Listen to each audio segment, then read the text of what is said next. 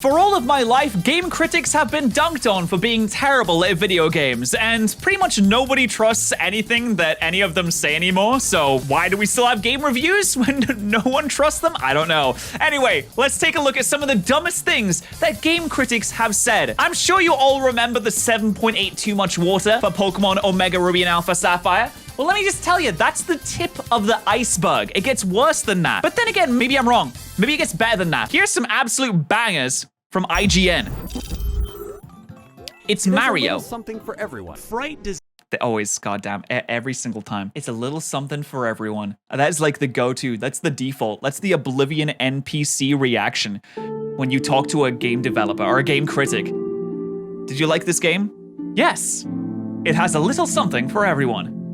Okay, well, what did you like specifically? It has a little something for everyone. All right, okay, but like specifically, what did you enjoy? Was it the graphics, the gameplay? Was it has a little something for everyone's gonna? Yep.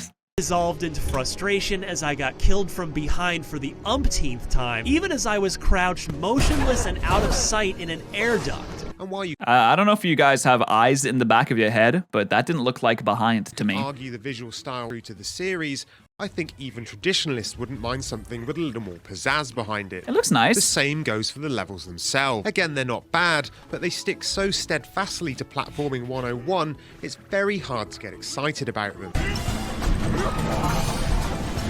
No, I agree. That didn't look that good. Oh my god, hello. One of many aesthetic choices in Cyberpunk 2077 that are grating with no real point. Oh, I haven't finished it, but I've almost finished it. And my dream. Okay, to be fair, you don't have to finish a game to review it, I don't think. I think if you get like a certain amount of into the game, you can give a pretty good review on it. That may be a hot take, a wild take there, but some games can last like hundreds and hundreds of hours. Like, you can play the entirety of an MMO. Do you have to complete the MMO? You can't complete an MMO. I think you can review a game without Dreams finishing of hooking up devil-may-care mercenary Saber with pious priestess Celica were dashed because there's no marriage system. And then, unfortunately, there are Dude, nobody asked you to say that. the werehog levels, and yes, I'm looking directly at you, Sonic with rabies. The brothers' journey to Bowser's castle is stymied by dull characters, mundane conversations, and frustrating roadblocks. It's a simple slog toward Bowser's castle, interrupted with a near-endless series of uninteresting characters and increasingly annoying gates. I found it tricky. Did you just say the exact same thing again? I died a lot. I got to a point where I'd done the same level 4 times. Wait, 4 times? That's not that much. New Super Mario Bros. Wii is a tough game. Old school tough. So you better bring your butt-stomping A game, as this will test even the most seasoned platforming veterans. For some, Okay, I understand that games journalists and critics really want to flex those journalism muscles. They want to really break out the thesaurus and get some cool words in there. But sometimes it can just be simple. Sometimes the simple does the job. Sometimes just speaking like a normal human being is enough to get across the points that you're trying to make. You don't have to go crazy with it. This is exactly what Doom should be, because it resembles the 1993 game of the same name. But with all due respect, those are desperately low expectations. And as you'll come to Aw, you can't dunk on Doom like that. It's the first-person shooter. Or maybe that was Wolfenstein, but it was one of the first-person shooters.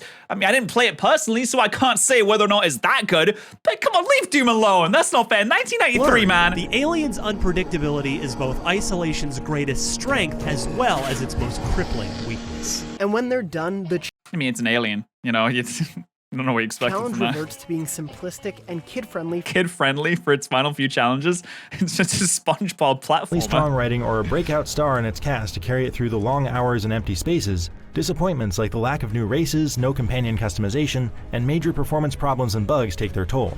Many bosses step in and attempt to add a tougher challenge, but adding I kind of agree with that. doesn't really matter if they can't really hurt you. Every opportunity, Lost World got between me and the speed I craved. The Super Mario Galaxy-inspired level designs compound these problems.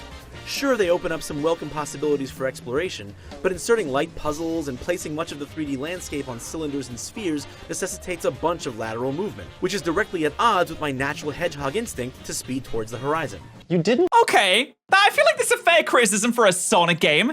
The whole idea behind Sonic is, you know, go fast all the time. And if they're trying to be too much like Mario, then it's not really feeling like a Sonic game. That's a fair criticism. Likes any of the Sonic the Hedgehogs? There are no good Sonic the Hedgehog games. Oh, is that the same reviewer? Oh, okay. Wait, you just said you liked going fast in Sonic games, though. You can't just say there are no good Sonic games. I mean, I don't think there are many good Sonic games, but what do you mean? I thought you said you liked it. I actually agree with Justin. The way he leaps off of rooftops and flips backwards to face the camera before falling into a headfirst dive is just full of the exaggerated swagger of a black teen. Oh, okay. Exaggerated swagger of a black teen. That's a rough line to put in the review there. I think it just kind of, it's just kind of like Spider-Man, really. It's okay. An absolute unit with so much of an absolute unit. Gotta get the memes in Metal there. Gear Survive is repeating the same thing over and over again in single and multiplayer, defending the same points from the same zombies, exploring the same zones for the same materials, mining the same resources for the same small amounts of gear. But after learning the ropes and learning to set your own personal goals within that loop, there's an odd comfort in the formula, and I can see myself returning to expand my endgame base out of my own completionist urges. Survive might not compare well to the tactical espionage action that's defined the Metal Gear series we know and love, but its oddly hit-or-miss combo of some solid old ideas and some clumsy new ones has at least some appeal. That was good. That was actually a genuinely good criticism. She's saying that it's boring to have the same gameplays and the same things over and over again, but it can be comforting, and there is something to be found in this. It's not a really bad game. There is some good in the mountain of dogpile of bad that is in it. I thought that was good. That she's a good reviewer. Maybe it's because, despite some fun moments, this is one of the least exciting platformers I've played in some time. It's a We talking about simple Bubsy task and 3D? concept, but trying to execute it is some of the most unfun and Sisyphean gameplay in recent memory. Sisyphean? What is it? Denoting or relating to a task that can never be completed? Bro, just say hard. One section of the puzzle, why? all you need to do is stand on a button, and that button opens a gate for you to bowl a bubble into so you can progress. The only problem is that during SpongeBob's wind-up animation for bowling, he walks forward. That means you fall off of the button, which closes the gate and prevents you from bowling the bubble where you intended, when you intended. These kinds of gameplay barricades are common, and for— Did he just say that SpongeBob moving forward slightly is a gameplay barricade? Bro, just start the attack behind the button and he'll walk onto the button. How did you do that 10 times without figuring that out? force you to restart and face your demons again. Bro, this is made for kids. Even I could figure that out, and I'm one of the dumbest gamers of all time. And again, SpongeBob SquarePants Battle for Bikini Bottom Rehydrated is rarely amusing or challenging. You just said it was impossibly hard. Is it hard or is it not hard? What do you mean it's not challenging? There's just no reconciling the feel-good tale of a single father who loves his daughter in the 4 hours of story mode with the image of him gleefully tearing a hole in her chest and proudly standing over her fresh corpse in every other mode. But the Hoenn region is still okay, that was funny. balanced type-wise, heavily favoring water Pokemon. It's especially noticeable in Alpha Sapphire since the villainous Team Aqua uses a lot of water types. It just feels like there are water Pokemon in nearly every battle. It's too simple. Okay, well, I mean, it is a water region, but sure. There are a lot of water types in the game. It's the most populous type. I guess it can get a little bit old eventually. But at the same time, I don't really think there's water types in almost every battle. I don't remember them being an overabundance of them. Full and too unwieldy. Kirby's physics are floaty in Rainbow Curse, making for a rather uncomfortable experience. Corralling him, stopping him from moving, getting him to quickly change directions is a pain. You have to draw your lines quickly and in the right direction, or you could roll Kirby into certain doom. And if Kirby is already on the move, snagging him is even more of a pain. If you run out of magic paint to draw those lines, you're in trouble. Death comes easy in Rainbow Curse if you have difficulty adapting to this way of movement. So it's just the style of gameplay is hard, I guess? And that you should just, I don't know, maybe get good? But I was disappointed that many of the great high mobility mechanics we see in multiplayer were locked behind an easy-to-miss tech tree in the campaign. It's commendable that Treyarch wants to give us the option to play a simpler kind of Call of Duty, but one of the coolest new features shouldn't be so difficult to find and activate. 99 total clovers in order to fight sure, the end that's ball. fair. This makes Tail guilty of a severe case of artificially padding out the gameplay to get to the 8 or so hours I spent beating it. Proceeds to spoil the final boss and ending. Nice. PC started out promising. But wait, I love Prey. I swear to God, this game is awesome. Please do not dunk on it. After 40 hours in this atmospheric first-person RPG, it's descended into a literally unplayable technical nightmare. What? Due to repeated save game corruption, I've been unable to complete the campaign. It lacks the creativity. Oh, wait, that's sad. Okay, that's actually kind of sad. I mean, save game corruption is. It shouldn't take you 40 minutes to beat that game. It takes you like 20 hours to beat that game, not 40 hours. And originality of many of its predecessors, while also being absurdly easy. For such a combat-heavy take, Downpour doesn't deliver when it comes to action. It feels great to be back with Xenoblade Chronicles' memorable cast of characters, whether it's the lovable meathead Rain or the stoic and inscrutable Duncan. That's Dunban over there! Defense Dunban. Oh yeah, I mean, that's one name wrong. Wait, why do you call him Dunban? I feel like I'd get confused with that as well. Cues from battle arenas like League of Legends and Dota. Or perhaps you start League of Legends. By digging deep into the game's story problems or its serious issues with women. The Baker. So base, yeah. I mean, serious issues with women. I don't know what that could mean anything really. Family, like unstoppable tyrants with unpleasant personalities, are among the first enemies you'll encounter, and they're by far the most interesting. While that's meant as a compliment to the characters and the unpredictable encounters and boss fights they produce, it isn't good news for the rest of Resident Evil 7. The best you can do is a party of 6, where you're still stuck warring against online strangers with no say in what map you'll fight on. This is unforgivable in a modern multiplayer shooter, particularly one that's exclusively team-oriented. For what it's worth, Respawn promises to deliver those soon in a free update. Despite lacking many accoutrements we've come to expect in a multiplayer shooter, I'm happy to say it's unforgivable that you don't get to choose maps. I don't know. I wouldn't even think about that, to be honest. Black Ops 3 doesn't just continue the series trend of boldly trying new things.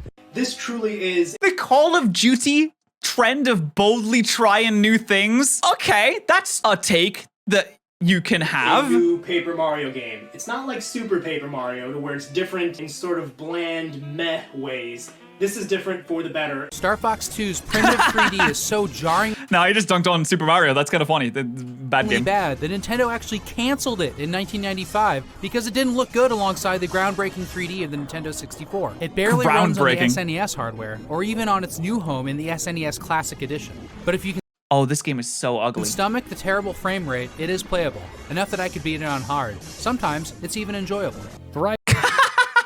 I can't even dunk on that. That's kind of funny. Good, but Xenoblade 2 throws you into the deep end a bit too early for you to appreciate the value of everything at your disposal. It's an old school type of gameplay, and this also shows in the old school type of graphics. Characters move in grids, and the animation isn't flashy at all. I know this is a throwback to older games, but it just looks lazy these days. As if you took the What? No, it looks nice. I love the art style of Mystery Dungeon. I mean, that can just be personal preference, but I don't think it's particularly lazy, right? Jump component out of the Mario games, and I'm really curious as to why Sega forced this onto its fans. When it comes to RPGs on the 3DS, Why did Sega force jumping onto his fans? I can't believe that they would do this. It's illegal. They should be locked up for this. I mean, they lock up people that force other things onto their fans.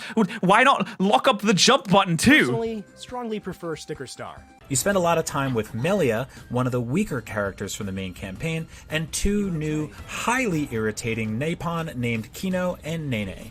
The voiceover... Yeah, I'm gonna be honest, those characters look that they'd be super irritating. Work for quest givers is fine, but the majority of what you're hearing are zombie growls and your own character's screams. But the campaign is a refreshingly original near-future war scenario. Oh no, is this Call of Duty? I'm willing to learn how to excel with a game's controls, even if they're difficult to grasp at the start. But with Battle for Bikini Bottom Rehydrated, it isn't a matter of understanding the controls and abilities. It's a case of the controls just not working well. The art style does come... Is it though? Is this the same person that didn't know how buttons worked? As a little bit too minimal and kind of lazy at times. Not to keep comparing it to Kirby's Epic Yarn, but I don't know how I could possibly avoid that. These control problems make Star Fox 2 the worst game in the... You could avoid it by not doing it. SNES Classic Edition. It probably deserved to get canceled, but it also deserved to see the light of day. It's really rare for a big... What's it? There's 2 entirely conflicting opinions that you have there. Of it deserved to get cancelled, but it also deserved to not get cancelled. How can you have such a non-take of a take? Multiplayer AAA release like Evolve to feel so considered and intelligent. Everything, every skill, every mechanic, every design choice seems to interlock in a way that's both natural and purposeful. that it's so mechanically rich and still conveys the raw energy and fun of duking it out with huge monsters and action figure-esque hunters is a real design feat.